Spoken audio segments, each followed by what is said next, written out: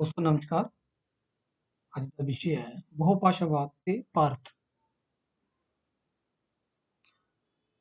साडा देश रंग बिरंगी संस्कृतियां, सभ्यताएं, भाषाएं, धर्में, जातियां, वनस्पतियां, मौसमी वाला देश है।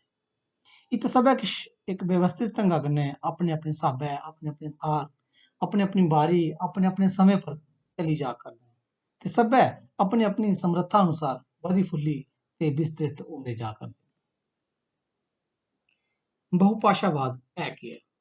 बहुभाषावाद त्र'ऊं रूपग्रामें कन्नै बने दा इक समस्त पद है जेह्ड़ा बहु भाशा ते वाद दे मेल कन्नै बने दा, जेह्दा अर्थ है द'ऊं थमां मतियें भाशाएं दा प्रचलन।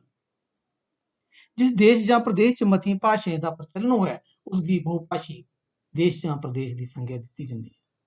साढ़ा देश भी इक ऐसा देश है जित्थै मतियां सारियां भाशां बोलियां जंदियां न। साढ़े देश च 22 भाशाएं गी राश्ट्र भाशाएं दा दर्जा हासल है ते भारती जनगणना 1961 दे अनुसार 1652 मातृ भाशां गिनाइयां गेदियां न। जेह्ड़ियां 1652 भाशां गिनाइयां गेदियां न उं'दा ब्यौरा इस चाल्ली है। तुस दिक्खेओ सारे कोला जेह्ड़ा बड्डा भाशा परिवार है ओह् है भारती आर्य भाशा परिवार, जेह्दियां 574 भाशां जेह्ड़ियां गिनाइयां गेदियां न। उसदे बाद दूए नंबर पर तिब्बती बर्मी भाशा परिवार है जिहदियां 226 भाशां गिनाइयां गेदियां न। त्रीए नंबर पर द्रविड़ भाशा परिवार है जिहदियां 153 भाशां गिनाइयां गेदियां न। चौथे नंबर पर आस्ट्रो एशियाटिक भाशा परिवार है जिहदियां 65 भाशां गिनाइयां गेदियां न। ओह्दे अलावा 103 भाशां विदेशी भाशा न ते किश नेहियां भाशां बी हैन बोलियां जंदियां न जिंदा कुसै बी वर्ग कन्नै कोई ताल्लुक अजें तक स्थापत नेईं कीता गेदा ते उं'दी गिनती भी काफी मती है जेह्ड़ी है 531। भारत दी जनगणना ते भाशा मैं उं'दा ब्यौरा तुसें दस्सना चाह्न्नां। जनगणना 1961 दे अनुसार साढ़े देश च 1652 मातृ भाशां गिनाइयां गेइयां। जनगणना 1971 दे अनुसार 108 भाशां गिनाइयां गेइयां, पर एह् ओह् भाशां न जिंदी बोलने आह्लें दी गिनती 10,000 कोला मती है। इस वास्ते एह् जेह्ड़ी गिनती है एह् 1652 कोला लेइयै 108 पर आई पुज्जी है। इं'दी गिनती 10,000 कोला मते बोलने आह्ले लोक न। जनगणना 1991 दे अनुसार 1576 भाशां गिनाइयां गेइयां, मगर एह् व्याकरणिक संरचना एह् ओह् भाशा न जिंदा व्याकरणिक ढांचा जेह्ड़ा है संरचना जेह्ड़ी है ओह् बक्खरी बक्खरी है। 2001 दे अनुसार 1721 मातृ भाशां गिनाइयां गेइयां। इं'दे 122 भाशां ओह् भाशा न जिंदी बोलने आह्लें दी गिनती 10,000 कोला मती है ते 1599 जिंदी बोलने आह्लें दी गिनती 10,000 कोला घट्ट है। जनगणना 2011 दे अनुसार 122 मातृ भाशां गिनाइयां गेइयां न। एह् ओह् भाशा न जिंदी बोलने आह्लें दी गिनती 10,000 कोला मती है। भारतीय आर्य भाशा सारे कोला पैह्लें गल्ल करने आं। भारतीय आर्य भाशां भारत च सभनें शा मतियां बोलियां जंदियां न। इ'नें भाशाएं दा उद्भव, विकास ते इतिहास दा थौ भारत च आर्यें दे औने दे बाद दा मिलदा है। इस आस्तै इस समूह दी भाशाएं गी भारतीय आर्य भाशा नाम दित्ता गेदा है। आर्य भाशा च 1500 ईस्वी पूर्व दे आले दुआले आए, अर्थात जेह्ड़े आर्य लोक साढ़े देशै च आए 1500 ईस्वी पूर्व दे आले दुआले आए। जदूं शा लेइयै हुनै तक दे लम्मे समें च हर चीजै साईं भाशा च भी केईं चाल्ली दे उतार चढ़ाव ते बदलाव आए। इस लम्मे अरसे गी बदलाव दे आधार पर त्र'ऊं युगें च बंडेआ जंदा है। ओह् है प्राचीन भारतीय आर्य भाशा, नंबर 2 मध्यकालीन भारतीय आर्य भाशा ते नंबर 3 आधुनिक भारतीय आर्य भाशा। प्राचीन भारतीय आर्य भाशाएं दा जेह्ड़ा समां है ओह् 1500 ईस्वी पूर्व कोला लेइयै 1000 ईस्वी पूर्व तक दा मन्नेआ गेदा है, जेह्दे च वैदिक भाशा, संस्कृत ते लौकिक संस्कृत इस युग दियां मुक्ख भाशां न। मध्यकालीन जेह्ड़ी आर्य भाशा युग रेहा उस युग दा समां जेह्ड़ा है 1000 ईस्वी पूर्व शा लेइयै 1000 ईस्वी तक दा है।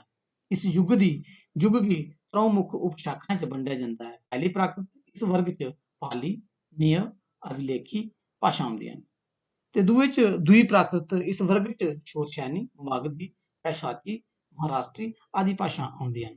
त्री प्राकृत भाशां ओह् न जां जिसी अस अपभ्रंश बी आखने आं।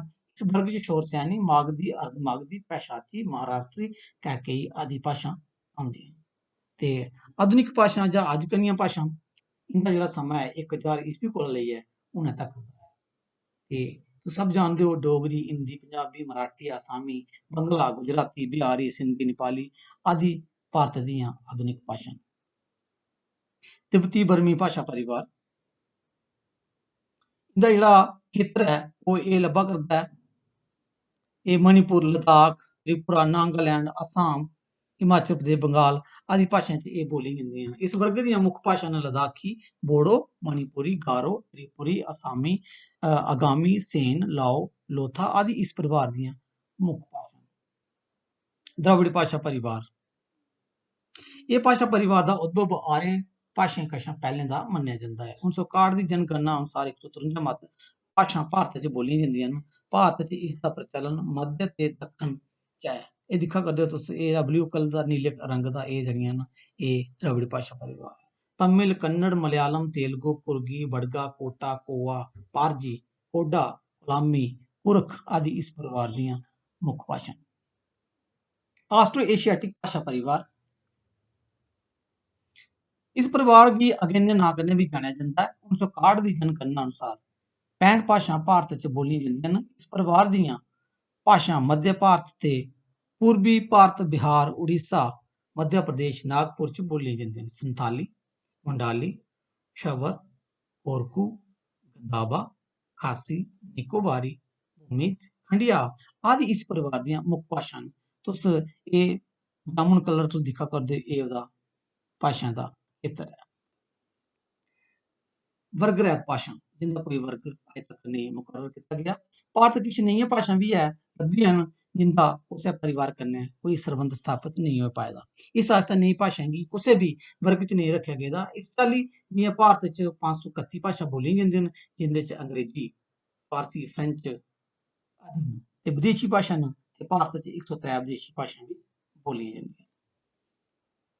भारत दी राश्ट्र भाशा हिंदी भारत दी राश्ट्र भाशा है ते 21 होर भाशाएं गी भारत दे संविधान च 8वीं भारत दे संविधान दी 8वीं सूची च 18 सलोए दा है। ओह् न असामी, कोंकणी, मराठी, पंजाबी, तमिल, बोडो, डोगरी, बंगाली, कन्नड़, मलयालम, नेपाली, संस्कृत, तेलुगु, संताली, गुजराती, कश्मीरी, मणिपुरी, ओडिया, सिंधी, उर्दू ते मैथिली।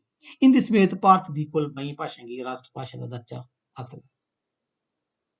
क्लासिकल भाशां भारत दियां कुल 6 भाशाएं गी क्लासिकल भाशाएं दा दर्जा थ्होए दा है।